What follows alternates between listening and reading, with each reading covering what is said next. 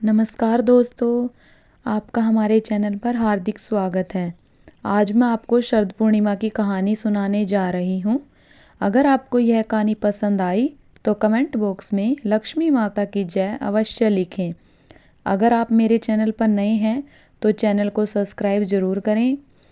हिंदू धर्म में पूर्णिमा का विशेष महत्व है। साल भर में 12 पूर्णिमा आती हैं। आश्विन माह में आने वाली पूर्णिमा को सभी पूर्णिमा में सबसे खास माना जाता है।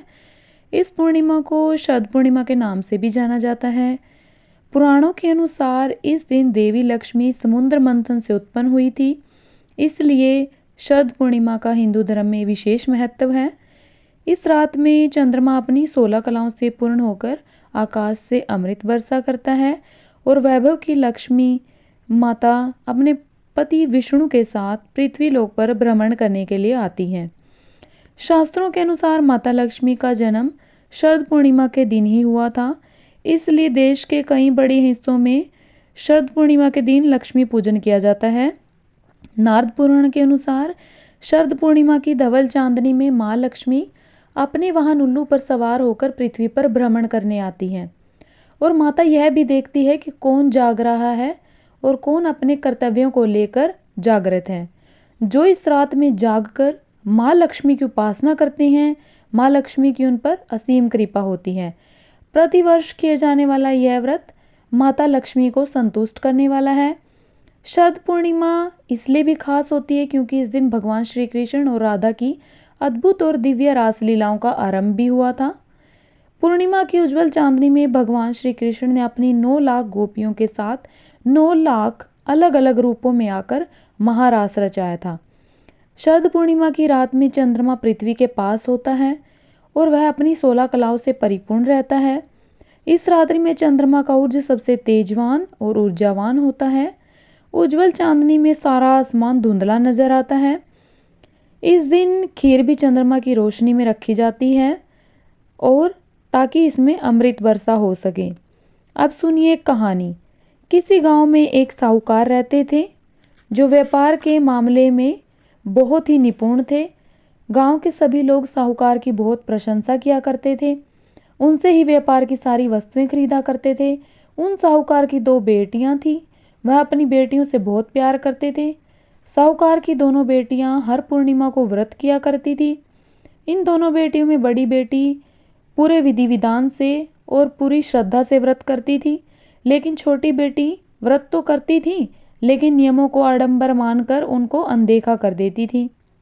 विवाह योग्य होने पर साहूकार ने अपनी दोनों बेटियों का विवाह कर दिया। बड़ी बेटी के घर सही समय पर सुंदर संतान का जन्म हुआ। संतान का जन्म तो छोटी बेटी के घर पर भी हुआ, लेकिन इनकी संतान पैदा होते ही मर जाती थी। 2-3 बार ऐसा होने पर उसने ब्राह्मण को बुलाकर अपनी व्यथा बताई और धार्मिक उपाय पूछा। उसकी सारी बात सुनकर और कुछ प्रश्न पूछने के बाद ब्राह्मण ने कहा कि तुम पूर्णिमा का व्रत अधूरा करती हो, इस कारण तुम्हारा व्रत फलित नहीं होता और तुम्हें अधूरे व्रत का दोष लगता है। ब्राह्मण की बात सुनकर छोटी बेटी ने व्रत पूरे विधि विधान से किया और पूर्णिमा आने से पहले ही उसने एक सुंदर बेटे को जन्म दिया। जन्म लेते ही बेटे की मृत्यु हो गई। इस पर उसने अपने बेटे के शव को एक पीढ़ी पर रख दिया और ऊपर से एक कपड़ा ढक दिया। फिर उसने बड़ी बहन को बुलाया और बैठने के लिए वही पीढ़ा दिया। जैसे ही बड़ी बहन पीढ़े पर बैठने लगी, उसके लहंगे की किनारी बच्चे को छू गई और वह जीवित होकर रोने लगा।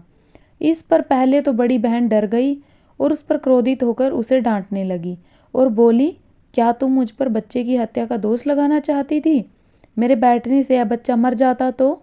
छोटी बहन ने कहा, यह बच्चा पहले से ही मरा हुआ था, तुम्हारे तप और स्पर्श के कारण यह जीवित हो गया। पूर्णिमा के दिन जो तुम व्रत और तप करती हो, जिसके कारण तुम विविध चेत से परिपूर्ण हो और तुम पवित्र हो गई हो, अब मैं भी तुम्हारी तरह ही व्रत करूंगी। इस प्रकार से उसने व्रत विधि पूर्वक किया। उस व्रत का महत्व और फल का प्रचार पूरे नगर में किया। जिस प्रकार माँ लक्ष्मी और विष्णु ने साहूकार की बड़ी बेटी की कामना पूर्ण कर सौभाग्य प्रदान किया, वैसे ही हम पर भी कृपा करें। शरद पूर्णिमा के दिन माँ लक्ष्मी चंद्रमा की भी पूजा करनी चाहिए। और यह थी हमारी आज की कहानी। आपको कैसी लगी हमें कमेंट बॉक्स में ज़रूर बताएं।